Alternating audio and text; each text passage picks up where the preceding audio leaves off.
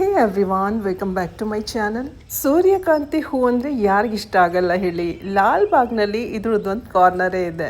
ಸುಂದರವಾದ ಸೂರ್ಯಕಾಂತಿ ಹೂ ವಿಡಿಯೋ ಒಂದು 8 ದಿನದ ಹಿಂದೆ ತಗೊಂಡಿದ್ದು. ಈಗಂತೂ ಇದು ಬೀಜಕ್ಕೆ ರೆಡಿ ಆಗಿದೆ. ಮಾರ್ನಿಂಗ್ ವಾಕ್ ಅಂತ ಲಾಲ್ ಬಾಗ್ ಬಂದಿದ್ನಲ್ಲ, ಅವಾಗ ಇದನ್ನ ಕ್ಯಾಪ್ಚರ್ ಮಾಡಿದ್ದು. ಸ್ನೇಹಿತರೆ, ತುಂಬ ದಿನ ಆದಮೇಲೆ ಗಾರ್ಡನ್ ಅಪ್ಡೇಟ್ ಕೊಡ್ತಾ ಇದ್ದೀನಿ. ವಾಟರ್ ಲಿಲಿ ಪಾಂಡ್ ನೋಡ್ತಾ ಇದ್ದೀರಲ್ಲ, ಇದ್ರ ಅಪ್ಡೇಟ್ ಕೊಡ್ತಾ ಇದ್ದೀನಿ. ಇದರೊಳಗೆ ಬಾಡೋಗಿರೋ ಹೂ ನೋಡಿ ಇಲ್ಲೇ ಇದೆ. ಇದಿದ್ದಾಗಲೇ ಪಕ್ಕದಲ್ಲೇ ಇನ್ನೊಂದು ಮೊಗ್ಗು ರೆಡಿ ಆಗ್ತಾ ಇದೆ ನೋಡಿ, ತೋರಿಸ್ತೀನಿ. ಇದು 4ನೇ ಅಥವಾ 5ನೇ ಮೊಗ್ಗು ಅನಿಸುತ್ತೆ. ಜೆರೇನಿಯಂ ಗಿಡದಲ್ಲಿ ಸುಮಾರು ಮೊಗ್ಗು ಹೂ ಎಲ್ಲ ನೀವು ನೋಡ್ಬೋದು. ನನ್ನ ಹತ್ರ 2 ಕಲರ್ ಇದೆ, ಒಂದು ಪಿಂಕ್ ಕಲರ್ ಮತ್ತು ಇನ್ನೊಂದು ಆರೆಂಜ್ ಕಲರ್. ನಿತ್ಯ ಮಲ್ಲಿಗೆ ಗಿಡದಲ್ಲಿ ಸುಮಾರು ಮೊಗ್ಗು ಹೂ ಬಿಡ್ತಾನೆ ಇರುತ್ತೆ. ಇದ್ರ ಹೂಗಳ ಘಮ ತುಂಬಾ ಚಂದ. ಸಂಜೆ ಹೊತ್ತು ಅರಳುತ್ತೆ. ನಾನಂತೂ ಸಂಜೆನೇ ಇದನ್ನು ಕಲೆಕ್ಟ್ ಮಾಡೋದು. ಮೊಗ್ಗು ಬಳ್ಳಿಲಿ ಅರಳೋಕ್ಕೆ ಮುಂಚೆನೇ ಮೊಗ್ಗಿದ್ದಂಗೆ ಇದನ್ನು ಕಲೆಕ್ಟ್ ಮಾಡಬೇಕು. ಈ ಮೊಗ್ಗನ್ನೆಲ್ಲ ಫ್ರಿಜ್ಜಲ್ಲಿ ಕವರ್ ಕಟ್ ಇಟ್ಟಿರ್ತೀನಿ. 7 ದಿನ ಆದಮೇಲೆ ಇದನ್ನು ತೆಗೆದಿದ್ದೀನಿ ನೋಡಿ. ಮೊಗ್ಗು ಸ್ವಲ್ಪನೇ ಓಪನ್ ಆಗಿರೋದು, ತುಂಬ ಫ್ರೆಶ್ ಆಗಿದೆ. ಬೆಳಗ್ಗೆನೆ ತಾರಸಿ ತೋಟಕ್ಕೆ ಬಂದರೆ ಮಾರ್ನಿಂಗ್ ಗ್ಲೋರಿ ಹೂಗಳು ನೋಡೋಕ್ಕೆ ಸಿಗುತ್ತೆ. ಪಾಲಿನೇಟರ್ಸ್ನ ತುಂಬ ಅಟ್ರಾಕ್ಟ್ ಮಾಡ್ತವೆ. ಇದು ಬಿಸಿಲು ಜಾಸ್ತಿ ಆಗ್ತಾ ಇದ್ರೆ ಬಾಡೋಗ್ತಾ ಹೋಗ್ತವೆ. ನಾನಂತೂ ಹುಡುಕಿ ತೆಗಿತೀನಿ. ನಾನಂತೂ ಸುಮಾರು ಗಿಡದ ಕಟ್ಟಿಂಗ್ಸ್ ನೆಟ್ತಾನೆ ಇರ್ತೀನಿ. ಎಲ್ಲ ಸಕ್ಸಸ್ಫುಲ್ ಆಗಿದೆ. ನೋಡಿದ್ರೇ ಖುಷಿ ಆಗುತ್ತೆ. ಬಿಗೋನಿಯಾ ಗಿಡ ನೋಡಿ ಎಷ್ಟು ಚೆನ್ನಾಗಿ ಗ್ರೋ ಆಗ್ತಾ ಇದೆ ಅಂತ. ಸಣ್ಣ ಕಟ್ಟಿಂಗ್ ನೆಟ್ಟಿರ್ತೀನಿ. ಈಗ ನೋಡಿ ಹೇಗೆ ಪಾಟ್ ತುಂಬ ತುಂಬ್ಕೊಂಡಿದೆ ಅಂತ. ಸುಂದರವಾದ ಚಿಟ್ಟೆ ನೋಡ್ತಾ ಇದ್ದೀರಲ್ಲ, ಇದನ್ನು ನನ್ನ ಕ್ಯಾಮ್ರಾದಲ್ಲಿ ಕ್ಯಾಪ್ಚರ್ ಮಾಡಬೇಕಂದ್ರೆ ಅರ್ಧ ಗಂಟೆ ಕಾಯಬೇಕು. ಕ್ಯಾಮ್ರಾ ರೆಡಿ ಮಾಡಿಕೊಂಡ್ರೆ ಕಣ್ಮುಂದೆ ಬರೋದೇ ಇಲ್ಲ. ಒಂದು ಹೂವಿನ ರಸ ಕುಡ್ದು ಇನ್ನೊಂದು ಹೂವು ಹಾರುತ್ತೆ. ಹ್ಯಾಂಡ್ ಪಾಲಿನೇಷನ್ ಮಾಡೋ ಅವಶ್ಯಕತೆನೇ ಇಲ್ಲ. ಈ ಜಾಗದಲ್ಲಂತೂ ಸುಮಾರು ಗಿಡಗಳು ಇಟ್ಬಿಟ್ಟು ಇಲ್ಲಿ ಜಂಗಲ್ ಲುಕ್ ಬರ್ತಾ ಇದೆ. ಹೊಸದಾಗಿ ನೆಟ್ಟಿರೋ ಗಿಡಗಳು, ಎಕ್ಸ್ಟ್ರಾ ಗಿಡಗಳು, ಒಂದಷ್ಟು ಕಟ್ಟಿಂಗ್ಸ್ ಎಲ್ಲ ಇಲ್ಲೇ ಇಟ್ಟಿರ್ತೀನಿ. ಡ್ರೆಸ್ಸಿನ ಗಿಡನ ಕಟ್ ಮಾಡಿದ್ನಲ್ಲ, ಅದ್ರದ್ದೊಂದು ಕಟ್ಟಿಂಗ್ ಇಲ್ಲೇ ನೀರಿನಲ್ಲಿ ಇಟ್ಟಿದೆ. ಮಳೆ ಬಂದಾಗ ಇನ್ನೂ ಚೆನ್ನಾಗಿ ನೀರು ತುಂಬಿಕೊಳ್ಳುತ್ತಲ್ಲ, ಕಟ್ಟಿಂಗು ಚೆನ್ನಾಗಿ ಗ್ರೋ ಆಗಿರುತ್ತೆ ಅಂದ್ಕೊಳ್ತೀನಿ. ವಾವ್, ಬೇರುಗಳು ನೋಡಿ ಏನು ಸಖತ್ತಾಗಿ ಬಂದಿದೆ ಅಂತ.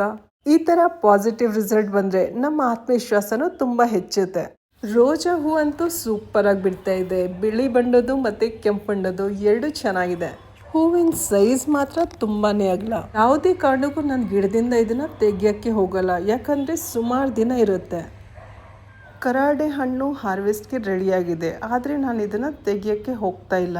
ಇದು ಪಿಂಕ್ ಕಲರ್ ಇದ್ದಾಗ ಇದನ್ನು ಹಾರ್ವೆಸ್ಟ್ ಮಾಡ್ಬೋದಿತ್ತು, ಅದರಿಂದ ಉಪ್ಪಿನಕಾಯಿ ಎಲ್ಲ ಹಾಕ್ಬೋದಿತ್ತು. ಈಗ ಡಾರ್ಕ್ ಕಲರ್ ಆಗಿದೆ. ಫುಲ್ ಹಣ್ಣಾದ್ಮೇಲೆ ಇದು ಸ್ವೀಟ್ ಆಗಿರುತ್ತೆ ಅಂತ ಹೇಳಿದ್ರು. ಕಿತ್ಬಿಟ್ಟು ಸ್ವಲ್ಪ ತಿಟ್ಟಿದೆ, ಆಮೇಲೆ ತಿಂದೆ. ನನಗಂತೂ ಅಷ್ಟೊಂದು ಇಷ್ಟ ಆಗಲಿಲ್ಲ. ಆದರೆ ನಮ್ಮ ತಾರಸಿ ತೋಟಕ್ಕೆ ಬರೋ ಅಂಥ ಬುಲ್ಬುಲ್ಗೆ ಇದು ತುಂಬಾ ಇಷ್ಟ ಅನಿಸುತ್ತೆ. ನೋಡಿ ಹೇಗೆ ಎಂಜಾಯ್ ಮಾಡ್ತದೆ ಅಂತ. ಒಂಟಿಯಾಗಿ ಬಂದಿಲ್ಲ, ಇದ್ರ ಜೊತೆ ಫುಲ್ ಗ್ಯಾಂಗ್ ಇದೆ. ಎಲ್ಲ ಆ ಕಡೆ ಸ್ಪ್ಲಿಟ್ ಆಗಿದ್ದಾರೆ. ಪುದೀನ ಎಲ್ಲ ತುಂಬ ಚೆನ್ನಾಗಿ ಗ್ರೋ ಆಗ್ತಾ ಇದೆ. ನಾನಂತೂ ಫುಲ್ ಪಾಟ್ ಕ್ಲೀನ್ ಮಾಡಿದೆ. ಒಂದಷ್ಟು ರೂಟ್ಸ್ ಮಾತ್ರ ಉಳಿದಿದ್ದು. ಈಗ ನೋಡಿ ಎಷ್ಟು ಚೆನ್ನಾಗಿ ಗ್ರೋ ಆಗಿದೆ ಅಂತ. ಇದ್ರ ಪಕ್ಕದಲ್ಲೇ ಒಂದಷ್ಟು ಖರ್ಜೂರದ ಗಿಡಗಳು ಇಟ್ಟಿದ್ದೀವಿ. ಇದೆಲ್ಲ ಸೀಡ್ಸಿಂದ ಗ್ರೋ ಮಾಡಿರೋದು. ಒಂದೊಂದು ಪ್ಯಾಕೆಟಲ್ಲಿ 4 ಗಿಡ ಇದ್ದು ಅದನ್ನೆಲ್ಲ ಸೆಪ್ರೇಟ್ ಮಾಡಿಟ್ಟಿದ್ದಾರೆ. ಮಾರ್ನಿಂಗ್ ಗ್ಲೋರಿದು ಒಂದು ಸಣ್ಣ ಗಿಡ ಈ ವೇಸ್ಟ್ ಗ್ಲಾಸಲ್ಲಿ ಇಟ್ಟಿದೆ ನೋಡಿ, ಹೂ ಬಿಟ್ಟಿದೆ. 2 ಬಣ್ಣದ ಹೂಗಳು ಪಕ್ಕದಲ್ಲಿ ಇಟ್ಟಾಗೆ ಗೊತ್ತಾಗೋದು ಎಷ್ಟು ಚೆನ್ನಾಗಿದೆ ಅಂತ. ಕಣೆಗ್ಲೆ ಗಿಡದ ಒಂದು ಕಟ್ಟಿಂಗ್ನ ನೀರಿನಲ್ಲಿ ಇಟ್ಟಿದೆ. ಈಗ ನೋಡಿ ಬೇರುಗಳಿಂದ ಹೇಗೆ ತುಂಬ್ಕೊಂಡಿದೆ ಅಂತ. ಕಡ್ಡಿನ ಹೊರಗಡೆ ತೆಗ್ದಿದ್ದೀನಿ ನೋಡಿ, ಸ್ಪಷ್ಟವಾಗಿ ಕಾಣಿಸ್ತಾ ಇದೆ. ಬೇರಂತೂ ತುಂಬ ಚೆನ್ನಾಗಿ ಬಿಟ್ಟಿರುತ್ತೆ. ಆದರೆ ಇದನ್ನ ರೀಪಾಟ್ ಮಾಡಿರಲ್ವಲ್ಲ, ಒಂದೊಂದ್ಸಲ ಹಾಗೆ ಕಡ್ಡಿ ಹಾಳಾಗೋಗುತ್ತೆ. ನಮ್ಮ ಆತ್ಮೀಯದವರು ಕೇಜ್ದಲ್ಲಿರೋವಂಥ ಒಂದೇ ಒಂದು ಪಕ್ಷಿನ ನಮ್ಗೆ ಕೊಟ್ಟಿದ್ರು.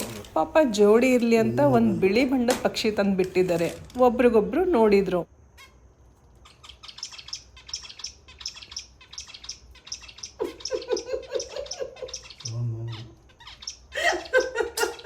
ಎಷ್ಟು ಬೇಗ ಫ್ರೆಂಡ್ಸ್ ಆಗೋಗ್ತವೆ ನೋಡಿ.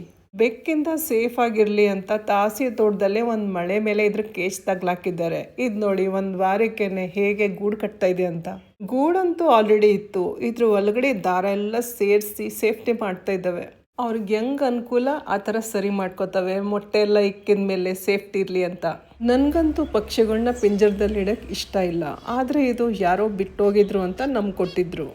ಸ್ವಲ್ಪ ದಿನಕ್ಕೇ ಇದು ಗೂಡಲ್ಲಿ ಮೊಟ್ಟೆ ಎಲ್ಲ ಇಕ್ಕಿತ್ತು. 2 ಮೊಟ್ಟೆ ಇದ್ದು. ಇಬ್ಬರು ಮೊಟ್ಟೆ ಮೇಲೆ ಕುತ್ಕೊಳ್ತವೆ. ಒಂದು ಕುಂತಾದ್ಮೇಲೆ ಇನ್ನೊಂದು ಬಂದು ಕುತ್ಕೊಳ್ಳುತ್ತೆ.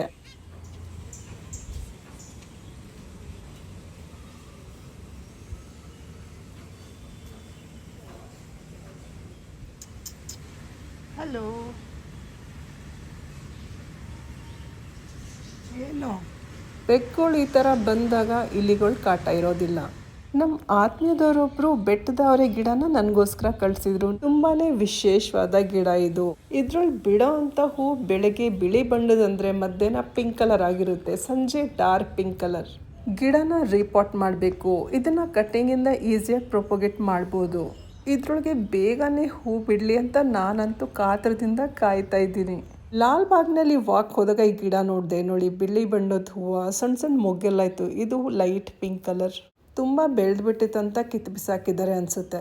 ಇದ್ರದ್ದೊಂದು ಉದ್ದ ಕಟ್ಟಿಂಗ್ ನಾನು ಮನೆಗೆ ತಗೊಂಡು ಬಂದಿದ್ದೀನಿ. ಬಿಳಿ ಬಣ್ಣದ ದಾಸವಾಳ ಹೂ ಅರಳಿದೆ ನೋಡಿ. ಸ್ವಲ್ಪ ಮಳೆ ಬಂತಲ್ಲ, ಇದ್ರ ಮೇಲೆ ಬಿದ್ದಿರೋ ಅಂಥ ರೇನ್ ಡ್ರಾಪ್ಸ್ ನೋಡೋಕೆ ತುಂಬಾ ಚೆನ್ನಾಗಿದೆ.